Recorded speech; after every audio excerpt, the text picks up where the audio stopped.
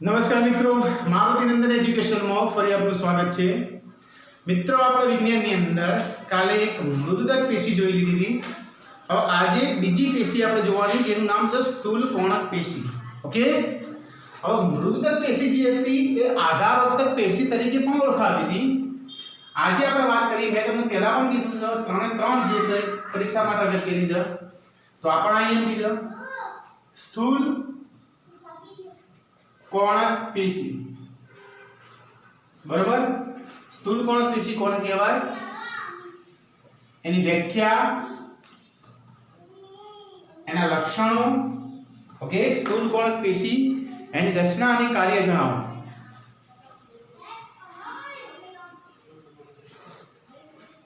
અને કાર્ય જણાવો, લક્ષણો પણ હું કહી દઈશ કેવા પ્રકારના લક્ષણો। સૌથી પહેલા તો હું બીજું નામ કહું। जब मृदुदक पेशी હતી એનું બીજું નામ આધારોત્તક હતી, બરાબર। સ્થૂલ કોણક પેશીનું બીજું નામ નમ્યતા।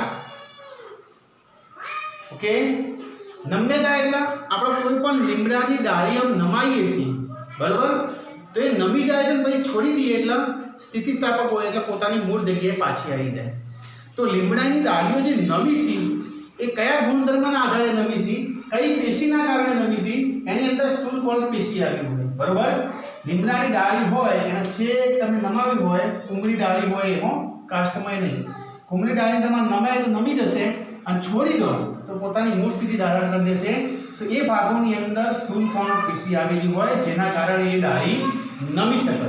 કોઈ પણ વૃક્ષો એની ડાળી નમાવો, કુમળી હોય જુઓ, પછી અમુક વાર ભટકાઈ જાય, જો ભટકાઈ જાય, માનો કે નમાતો ભટકાઈ જાય તો સમજી લો સ્થૂલ કોણક પેશી અંદર નહીં આવી, એમાં બીજી પેશી આવી છે જે મૃત પેશી કહેવાય, મૃત કોષોની બનેલી છે, બરાબર। તો નમ્યતાનું લક્ષણ ધરાવતી પેશી કઈ, આવું પરીક્ષામાં પૂછાય। નમ્યતાનું લક્ષણ ધરાવતી પેશી કઈ, તો સ્થૂલ કોણક પેશી। હવે આ પેશીની રચના કેવી હશે, કાર્ય કેવા છે, સૌથી પહેલા આપણે એની રચનાની અંદર વાત કરીએ તો આ પેશીના કોષો જે હશે કંઈક આ ટાઈપના હશે। ધ્યાન રાખજો હું કેવી રીતે આપું દોરું છું।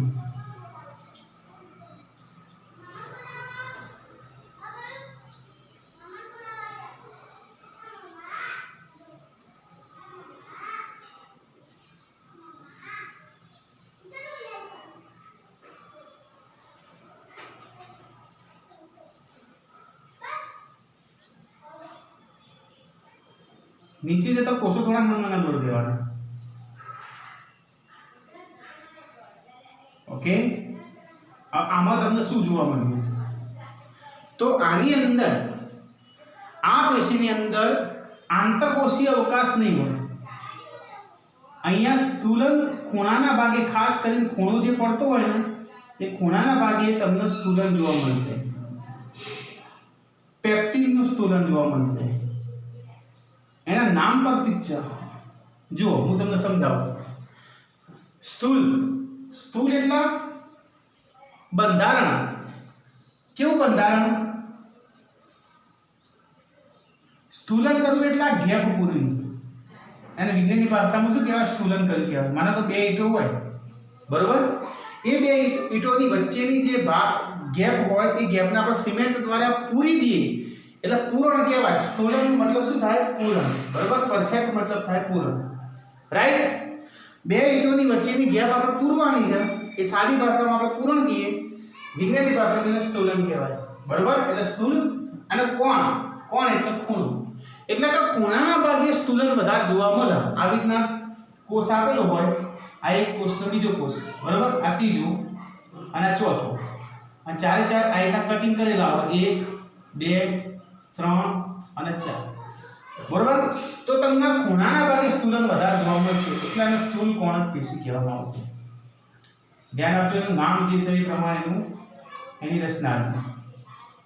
ખૂણાના ભાગે સૌથી વધારે સ્થૂલન જોવા મળે એટલા માટે શું કહેવાય, સ્થૂલ કોણક પેશી। સ્થૂલન કરવું મતલબ પૂરણ કરવું, કોણ એટલે ખૂણાના ભાગે તમને સ્થૂલન જોવા મળે। શેનું સ્થૂલન, સિમેન્ટ હોય ના, ઈંટો હોય તો સિમેન્ટ હોય, આ તો કોષ છે, તો પેક્ટિન નામના દ્રવ્યનું સ્થૂલન જોવા મળશે। શબ્દ યાદ રાખજો, શેનું, પેક્ટિનનું સ્થૂલન તમને જોવા મળશે। ખૂણાના ભાગે પેક્ટિનનું સ્થૂલન જોવા મળશે। ઓકે, એટલે આ પેશીને સ્થૂળ કોણક પેશી કહેવામાં આવશે. ઓકે, સ્થૂલન કરવું મતલબ પૂરણ કરવું, કોણ મતલબ ખૂણો. ખૂણાના ભાગે પૂર્ણ વધારે જોવા મળે છે એટલા માટે આ પેશી કેવી હશે? સ્થૂળ કોણક પેશી. એટલે આંતરકોષીય અવકાશ રહેશે નહીં. જે ચાર કોષની વચ્ચે ગેપ પડી દીધી એ આવા ગેપ જોવા મળશે નહીં. જો ગેપ જોવા મળે તો એ અવકાશ કહેવાય. અહીંયા અવકાશ તો હંધાઈ ગયો. શેનાથી હંધાઈ ગયો? પેક્ટિનથી. બરોબર. તો સ્થૂળ કોણક પેશી એની વ્યાખ્યાની આપણે વાત કરીએ તો વ્યાખ્યામાં વનસ્પતિમાં નમ્યતાનું લક્ષણ ધરાવતી પેશીને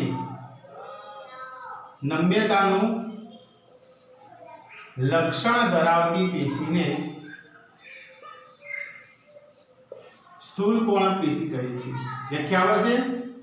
તમારે વ્યાખ્યાને બીજા નામ પરથી બનાવી દેવાના. ફોર એક્ઝામ્પલ, મૃદુતક પેશીની વ્યાખ્યા કેવી રીતના બનાવી દી? વનસ્પતિમાં આધારોત્તક રસતી પેશીને મૃદુતક પેશી કહેવાય. કારણ કે મૃદુતક પેશીનું બીજું નામ હતું આધારોત્તક. જો કાલ તૈયાર કર્યું હોય તો સેમ ટુ સેમ એનું બીજું નામ હોય એના પરથી આપણે વ્યાખ્યા બનાવી દેવાની. તો વનસ્પતિમાં નમ્યતાનું લક્ષણ ધરાવતી જે પેશી હોય એને સ્થૂળ કોણક પેશી કહેવામાં આવશે. ઓકે, ચલો હવે એનું સ્થાન કઈ જગ્યાએ આવેલું છે? વનસ્પતિના કયા ભાગમાં એનું સ્થાન આવેલું છે? તો વનસ્પતિના કુમળા પર્ણદંડ અને પ્રકાંડમાં અધિસ્તરની નીચે આવેલું હશે. ઓકે, વનસ્પતિનું પ્રકાંડ હોય, લીલું પ્રકાંડ હોય. લીલું પ્રકાંડ એટલે નાનો લીમડાનો છોડ આવ્યો હોય એનું પ્રકાંડ કેવું હોય? લીલું, કથ્થઈ કલરનું થયું ના હોય. થળિયું હોય તો કથ્થઈ કલરનું હોય. બરોબર. પણ નાનો કુમળો છોડ હોય, ગુલાબનો છોડ હોય, મોગરાનો છોડ હોય, બરોબર, તો એનું કાષ્ટમય જે પ્રકાંડ છે, કુમળું પ્રકાંડ જે છે અને એની ડાળી જે છે, બરોબર, લીલી ડાળી હોય તો એની અંદર ખાસ પ્રકારે આ પ્રકારના કોષો જોવા મળશે. કેમ? કારણ કે નમાવો અને વાળો તો જમ વાળે વળી જાય સરળતાથી, અને વળી જાય છે, નમી જાય છે, એટલા માટે એમાં કઈ પેશી આવી છે? સ્થૂળ કોણક પેશી. કારણ કે સ્થૂળ કોણક પેશી જ એને નમ્યતાનું લક્ષણ ધરાવતી પેશી કહેવામાં આવે છે. રાઈટ? આ થળિયાનો વાળજો, લેબડાનું થળિયું હોય એનો વાળજો વળશે ના, બટકાઈ જશે. મતલબ ત્યાં આગળ સ્થૂળ કોણક પેશી નથી. બરોબર. એ મૃત કોષો ધરાવતી પેશીઓના પછીની જે આવે ને એ પેશી આવશે. રાઈટ? તો એનું સ્થાન ખબર પડી ગઈ. હું લખતો નથી કઈ જગ્યાએ. વનસ્પતિના કુમળા પર્ણદંડ શબ્દ વાપરેલો કેવા? કુમળા, નહીં કે કાષ્ટમય. બરોબર. કાષ્ટમય એટલે કડક થશે. આ કાષ્ટમય પર્ણદંડ કહેવાય. કુમળા પર્ણદંડ અને પ્રકાંડમાં અધિસ્તરની નીચે મળે છે. લક્ષણોની વાત કરીએ. ચલો, સ્થાન કઈ દીધું? આ બે ચિત્રો દોરીએ પ્રમાણે લક્ષણ કેવા પ્રકારના લક્ષણો ધરાવે છે. આપણે પાસે લક્ષણો પણ મેં કીધું હતું, હું તમને ચલાવી દે માગ્યા નથી, રચનાને કાલે કીધેલું છે, પણ લક્ષણો પણ હું કહી દઉં તો ત્રણેક પ્રકારના લક્ષણો છું. પહેલું, આ પેશીના કોષો જીવંત, લાંબા અને કોણીય બાજુ અનિયમિત હોય છે. એક તો આના કોષો કેવા હશે? જીવંત હશે. જીવંત તો મૃદુતકના પણ હતા. ઓકે, જીવંત તો મૃદુતકના પણ હતા. જીવંત હશે. બીજું કયા? લાંબા હશે. હવે લાંબા તો દેખાતા નથી તો આ તો આડછેદ છે. મેં કાલ સમજાવી દેવી રીતના આ પેનનો હું આડો છેદ કરું તો ગોળ દેખાશે, ઊભો છેદ કરું તો લાંબા દેખાશે. બરોબર. તો આ ટાઈપના પણ કોષો શું બને? ઊભા છેદની અંદર.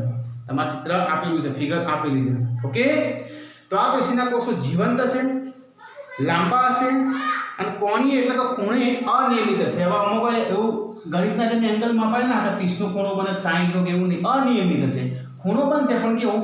અસ્તવ્યસ્ત. બરોબર. તો ખૂણે કેવા હશે? અનિયમિત. આ પહેલું લક્ષણ. કોષો કેવા હશે? શોર્ટમાં લખું તો લાંબા, રાઈટ, જીવંત, રાઈટ, અને ખૂણાના ભાગે અનિયમિત. ખૂણો કેવો હશે? અનિયમિત. તમારે આઈને શોર્ટમાં નહીં લખવાનું, આજે હું બોલે બધું લખવાનું છે, હું શોર્ટમાં લખું છું. કોષો લાંબા હશે, જીવંત હશે અને ખૂણાના અનિયમિત હશે. બીજું લક્ષણ, કોષોની વચ્ચે આંતરકોષીય અવકાશ ઓછો હોય છે. કોષોની વચ્ચેની જે ગેપ છે, આંતરકોષીય અવકાશ, એ બિલકુલ ઓછો હશે અથવા નહિવત હશે. કારણ કે પેક્ટિનનું સ્થૂલન થઈ ગયું છે, સિમેન્ટ પૂરાઈ ગયું છે, પૂરણ થઈ ગયું છે, એટલે થોડીક સામાન્ય ગેપ રહેતી હશે. એટલા માટે એને લખ્યું કે કોષોની વચ્ચે આંતરકોષીય અવકાશ ઓછો હશે અથવા નહિવત હશે. તો આ બીજો મુદ્દો થઈ ગયો. આંતરકોષીય અવકાશ. આંતરકોષીય અવકાશ કેવો હશે? ઓછો. अथवा नहीवत लखशो तो पण राइट। कम्प्लीट स्थूलन થઈ ગયું તો બિલકુલ જગ્યા રહે નહીં। આ સ્થૂલન કરતા થોડીક ગેપ હોય, થોડોક છિદ્રો દેખાતા હોય એટલે આંતરકોષીય અવકાશ ઓછો કહી શકાય। ત્રીજું, કોષોની પ્રાથમિક દિવાલ પર ખૂણાના ભાગે સ્થૂલન થયેલું છે। તો આ પહેલી દિવાલ છે, આ પ્રાથમિક દિવાલ જ છે કારણ કે બીજી કોઈ દિવાલ જ નથી, બરાબર। તો આ પ્રાથમિક દિવાલ જે છે કોષ દિવાલ, એ કોષ દિવાલના ખૂણાના ભાગે સ્થૂલન થયેલું। આ ત્રણ કોષો લઈએ આપણે, આ એક કોષ, આ બીજો કોષ અને આ ત્રીજો કોષ, રાઈટ। તો આ ત્રણ કોષની આ કોષ દિવાલ છે એના ખૂણાના ભાગે એટલે કે અહીંયા સ્થૂલન થયેલું જોવા મળશે। આખા કોષોની ફરતે નહીં હોય, જ્યાં ખૂણો રચાતો હશે, 3 કે 4 કોષો ભેગા થતા હશે એની વચ્ચે જે છિદ્ર બન્યું હશે ત્યાં સ્થૂલન થયેલું હશે। તો ખૂણાના ભાગે સ્થૂલન જોવા મળશે। ખૂણાના ભાગે સ્થૂલન નામ પરથી જ, ઓકે। ખૂણાના ભાગે સ્થૂલન એટલે પૂરણ। તો સ્થૂલ ખૂણાનો કોણ કહેવાય, ગણિતમાં ખૂણાનું શું કહેવાય, કોણ। સ્થૂલ કોણ એટલે સ્થૂલ કોણક પેશી થઈ ગઈ, ઓકે। આ શબ્દ આવે એના પરથી તમને ખબર પડે કે આ આખા પ્રશ્નમાં કંઈક આવું આવે છે, ખૂણો છે, સ્થૂલન છે, એટલે પેલી ચિત્ર તરત યાદ આવી જાય, હા ખૂણાના ભાગે સ્થૂલન પેક્ટિનનું થયેલું એટલે પછીના કોષો કેવા છે, નમ્યતા બધું યાદ આવી જાય। આ તો યાદ રાખવા માટે કહું છું, બરોબર। ખૂણાના ભાગે સ્થૂલન જોવા મળે એટલા માટે શું કહેવાય, સ્થૂલ કોણક પેશી, રાઈટ। આ હતા લક્ષણો। હવે આપણે કાર્ય એને માંગ્યું છે તો કાર્યની વાત કરીએ। આ છેલ્લો પોઈન્ટ આ પેશીનો કાર્ય શું કરશે તો સિમ્પલની સમજાવ્યું ખરા કેવી રીતના। આ ડાળીને તમે નમાવો છો તો નમી જાય છે ને, તૂટી જતી નથી, કુંબળું પ્રકારનું હોય છે, ઓકે। તો પહેલું કાર્ય વનસ્પતિના અંગોની નમ્યતા અને સ્થિતિસ્થાપકતા આપે। સ્થિતિસ્થાપકતા મતલબ સ્પ્રિંગ જેવું, સ્પ્રિંગની લંબાઈ આટલી હોય ને દબાવો, બરોબર, તો લંબાઈ ઓછી થઈ જાય પણ છોડી દો એટલે મૂળ લંબાઈ પ્રાપ્ત કરી દે છે। અને સ્પ્રિંગની લંબાઈ આટલી હોય ને ખેંચો તો લંબાઈ બદલાઈ જશે પણ છોડી દો એટલે મૂળ લંબાઈ પાછી પ્રાપ્ત કરે।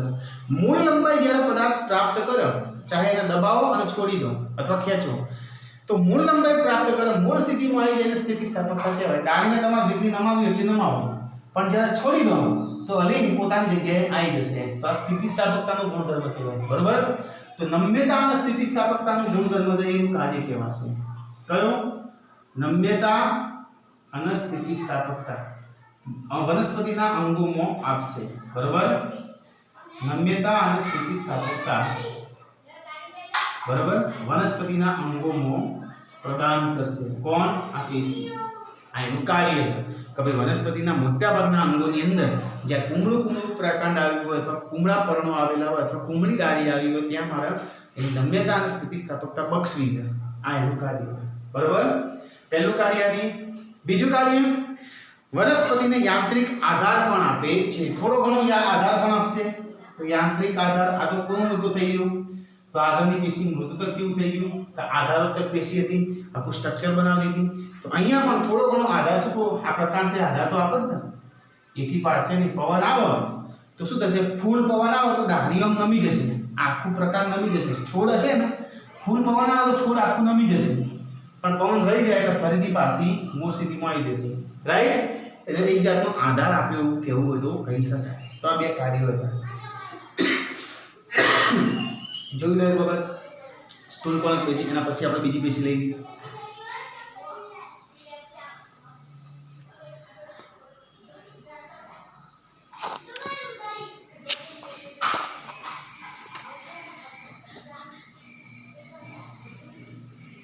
ઓકે, ખબર પડી ગઈ। વ્યાખ્યા, સ્થાન અહીંયાથી દર્શાવી દીધું, લક્ષણો અને કાર્ય, બરોબર। અને ફિગર તમારે દોરવી પડશે ફરજિયાત। હવે ત્રીજી આવે છે દ્રઢોદક પેશી, એની આપણે વાત કરીએ, ચલો। તો આ સરળ સ્થાયી પેશીના 3 પ્રકારો હતા, એમાં 2 ચલાવી દીધા આપણે, કાલે ચલાવ્યો તો મૃદુતક જેના આધારોત્તક પેશી પણ કહેવાય, સ્થૂલ કોણક જેના નમ્યતા પેશી પણ કહેવાય, નમ્યતાનું લક્ષણ ધરાવતી પેશી કહેવાય। હવે આવે દ્રઢોદક। દ્રઢ એટલે શું થાય, મજબૂત, જેવું નામ છે ને એવું કાર્ય છે। મૃદુ એટલે કોમળ, મૃદુતક પેશી એટલે પેશી કેવી છે, કોમળ છે। ગુજરાતીમાં તમે જુઓ, અહીંયા હું લખી દઉં તો મૃદુતક, ગુજરાતીમાં જોવા જઈએ તો મૃદુ એટલે કોમળ થાય, એટલે પેશી કઈ છે, કોમળ છે।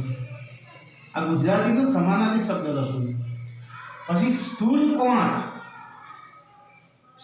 કોણક પેશી, તો આના નામ પરથી કે ખૂણાના ભાગે સ્થૂલન થયેલું હોય, ઓકે। ખૂણાના ભાગે પૂરણ થયેલું હોય. અને દ્રઢોદક ત્રીજી પેશી. દ્રઢ એટલે કઠણ. તમને ગુજરાતી આવડતું હોય તો દ્રઢ એટલે મજબૂત, કઠણ. ઓકે, આપણે કે દ્રઢ સંકલ્પ કરે કે હું આજે 2 મિનિટ વોચે એટલે વોચે જ. આવો દ્રઢ સંકલ્પ કરી દઈએ કે આખા દાડો હું 2 મિનિટ વોચે એટલે વોચે જ. બરોબર?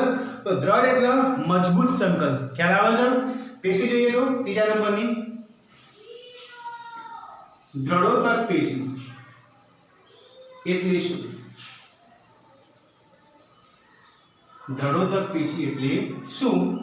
આમાં પણ પ્રશ્ન સેમ જ હશે. લક્ષણો અને કાર્ય જણાવો. બરોબર? એના લક્ષણો અને કાર્યો જણાવો. સૌથી પહેલા તો એનું બીજું નામ, મૃદુતકનું બીજું નામ શું હતું? તો બીજું નામ યાદ છે તમને? આધારોત્તક. ક્યાં લખવું? અહીંયા કૌંસમાં લખવું. આધારોત્તક એટલે આધાર આપવાનો. સ્થૂળકોણક એટલે નમ્યતા. અને દ્રઢોદક એટલે મૃત કોષોની બનેલી પેશી. ઓકે, એની અંદર કેવા કોષો છે? મૃત કોષો છે. ધ્યાન આપજો. તો મૃત પેશી કેવું તો પણ કહેવાય. મૃત કોષોની બનેલી પેશી. આના કોષો કેવા હશે? તો બેવડી દિવાલ ધરાવતા હશે. માનો કે આ એક કોષ દોર્યો, અને આ બીજો કોષ દોર્યો, અને આ ત્રીજો કોષ દોર્યો. 3 કોષો દોર્યું. પણ આમાં દિવાલ પાછી 2 હશે. આ અંદરની દિવાલ હશે 1, 2 અને 3. અને વચ્ચે અવકાશ નહીં હોય. અહીંયા પણ અંદર સ્થૂલન થયેલું હશે. પણ આ શેનું સ્થૂલન હશે? લિગ્નિન. લિગ્નિનની જમાવટ હશે. યાદ રાખજો. લિગ્નિનની જમાવટ અથવા લિગ્નિનનું સ્થૂલન. સ્થૂલન એટલે ખબર પડી ને? પૂરણ. પેલામાં પેક્ટિનનું થતું હતું. સ્થૂળકોણકમાં શેનું થતું? પેક્ટિનનું. અહીંયા લિગ્નિનનું. આમાં કેમ દ્રઢ થાય છે? કેમ મજબૂત થાય છે? કારણ કે એક દિવાલની અંદર પાછી બીજી ગૌણ દિવાલ હશે. પ્રાથમિક દિવાલની અંદર બીજી ગૌણ દિવાલ હશે. એટલે થડ કેવું થાય? મજબૂત થાય. લેબડો હોય તો એનો આ એક, અહીંના અંદર પાછું બીજું. બરોબર? આવા આવરણો આવેલા હોય એટલે એ કેવા હોય? મજબૂત થાય. એટલા માટે એને દ્રઢ કહેવાય. દ્રઢોદક પેશી એમાં બેવડી દિવાલ હશે. એક દિવાલની અંદર બીજી દિવાલ હશે. અને એના કોષો મૃત હશે. એના કોષો જે છે કેવા હશે? મૃત હશે. તમે થળિયું જુઓ તો થળિયાના કોષો હુકાઈ ગયેલું ડાળી હોય, હુકાઈ ગયેલું થળિયું હોય. બરોબર? ના કોષો કેવા હશે? મૃત હશે. ખબર પડે છે? તમારે એકદમ કડક ડાળી હોય, એ કડક ડાળી આમ સુકાઈ ગયેલી હોય તો એની અંદર સમજી લો કોષો કેવા છે? મૃત છે. એટલે એને બટકો તો બટકાય નહીં, કડક છે એકદમ. પણ બહુ જોર લગાવો તો તૂટી જશે, નમ નહીં. યાદ રાખજો. એ ડાળીને બહુ જોર લગાવવામાં આવે, ગમે તે સાધન વડે, દોરડું વડે ગમે તે ખેંચવામાં આવે તો તૂટી જશે. કેમ? કારણ કે એમાં કોષો મૃત હતા. એમાં કોષો કેવા હતા? મૃત હતા. જો એની અંદર કોષો જીવંત હોત તો નમી જોત. આ નમી જોત તો સ્થૂળકોણક પેશી હયાત છે એવું આપણે કહી શકીએ. પણ સ્થૂળકોણક પેશી હયાત ના હોય એટલે કોષો મૃત થઈ જાય. કોષો મૃત થઈ જાય એટલે ડાળી સુકાઈ જાય. સુકાઈ જાય એટલે તમે ખેંચો તો તૂટી જાય, નમ નહીં. બરોબર? કારણ કે મજબૂત છે. કેવી છે? દ્રઢોદક પેશી આવી ગઈ. જે ભાગ વનસ્પતિમાં તૂટે સમજી લો એકદમ દ્રઢોદક પેશી આવેલી છે. ચાહે ડાળી હોય કે થળિયું હોય કે મૂળી હોય કે ગમે તે હોય. જો આમ બટકવાથી ભટકાઈ જાય, માનો કે આ ભટકાઈ જાય તો આમાં મૃદુદક પેશી દ્રઢોદક પેશી આવેલી છે. રાઈટ? તો એની વ્યાખ્યા, તો વ્યાખ્યામાં શું લખા છે? વનસ્પતિમાં મૃત કોષોની બનેલી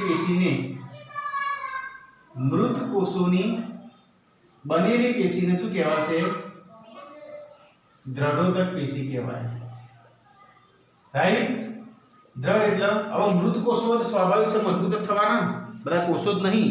જીવતા હોય તો કંઈક હમણાં માંસલ અથવા દળદાર યુક્ત થાય, પણ કોષો જ આખા મરી ગયેલા શું તો પછી વસ્તુ કેવી થવાની? મજબૂત જ થવાની, દ્રઢ થવાની, કડક થવાની. રાઈટ?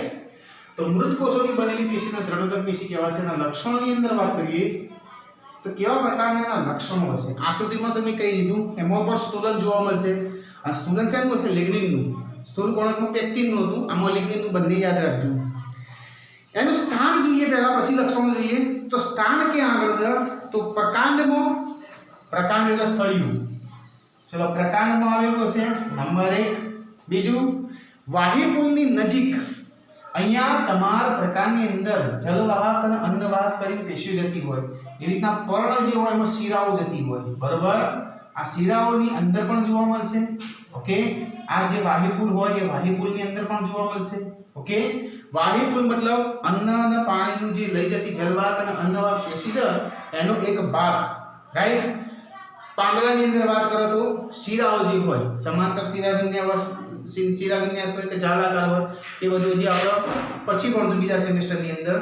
ઓકે, તો વાહિપુલની અંદર પર્ણની શિરાઓમાં બીજ અને ફળોની કઠણ છાલમાં, ફળ હોય માનો નાળિયેરી છે તો નાળિયેર છે તો નાળિયેરની કઠણ છાલ કહેવાય, એના રેશો ઉપર આવેલો હોય.